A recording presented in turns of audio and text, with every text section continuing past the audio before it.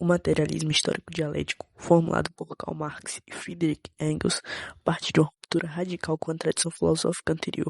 Ao invés de explicar a história pelas ideias, pela moral ou pela consciência, ele coloca no centro as condições materiais de existência. Isso significa que o ponto de partida da análise social não é o que as pessoas pensam, mas como elas produzem sua vida, como trabalham, como se organizam economicamente e como distribuem os recursos. Essa inversão é, em grande medida, uma resposta crítica à filosofia de Friedrich Engels. Essa inversão é, em grande medida, uma crítica à filosofia de Georg Wilhelm Friedrich Hegel. Marx mantém o método dialético de Hegel, a ideia de que a realidade se desenvolve por contradições, mas rejeita seu idealismo. Em vez de um conflito entre ideias, o que move a história são contradições materiais concretas, especialmente aquelas ligadas à produção e à organização econômica na sociedade. Nesse sentido, toda a formação social pode ser entendida a partir de sua estrutura econômica, composta pelas forças produtivas, trabalho humano, técnica e tecnologia, e pelas relações de produção, propriedade, controle dos meios de produção, divisão social do trabalho. Essa base material constitui a chamada infraestrutura, sobre a qual se ergue a superestrutura, o conjunto de instituições públicas, jurídicas e ideológicas. A relação não é mecânica, mas estrutural. A forma como uma sociedade produz condiciona, em última instância, como ela pensa, se organiza politicamente e se legitima simbolicamente. A dinâmica histórica surge da tensão entre forças produtivas e relações de produção. À medida que as forças produtivas se desenvolvem, por exemplo, com avanços tecnológicos, elas podem entrar em contradição com relação de produção que se tornam obsoletas. Quando essa contradição se intensifica, abre-se um período de crise estrutural.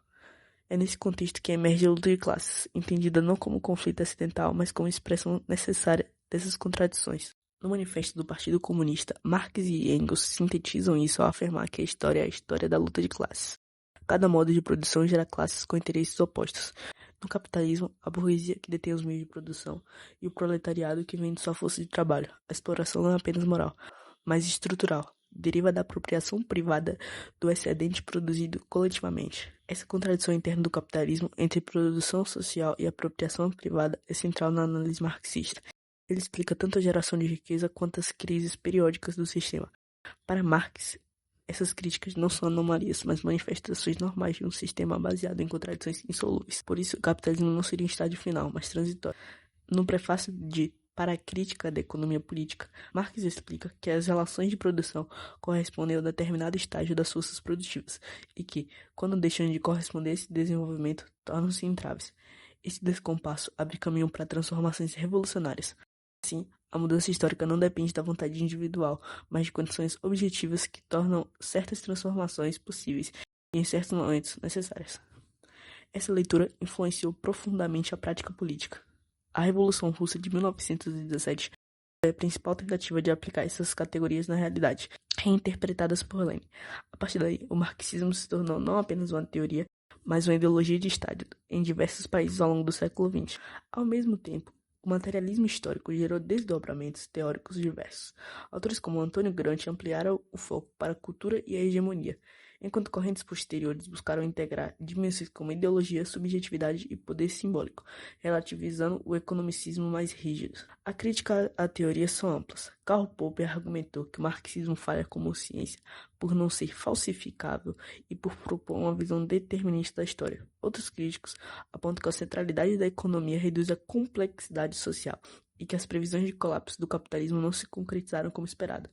Além disso, a experiência histórica de regimes que se reivindicaram marxistas levanta questões sobre a relação entre teoria e prática.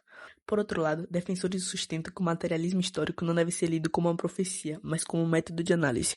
Nesse sentido, ele continua relevante para compreender fenômenos contemporâneos como desigualdade estrutural, crises econômicas recorrentes e a dinâmica global do capital. A força de teoria estaria menos em prever eventos específicos e mais em revelar padrões estruturais e contradições que persistem ao longo do tempo. Em termos sintéticos, o materialismo histórico dialético é uma teoria que articula três ideias fundamentais: a primazia das condições materiais na explicação da vida social, a centralidade de contradições como motor da mudança histórica e o papel estruturante das lutas de classe. A partir disso, ele oferece não apenas uma interpretação da história, mas um modelo explicativo das transformações sociais, ancorado na relação entre economia, poder e conflito.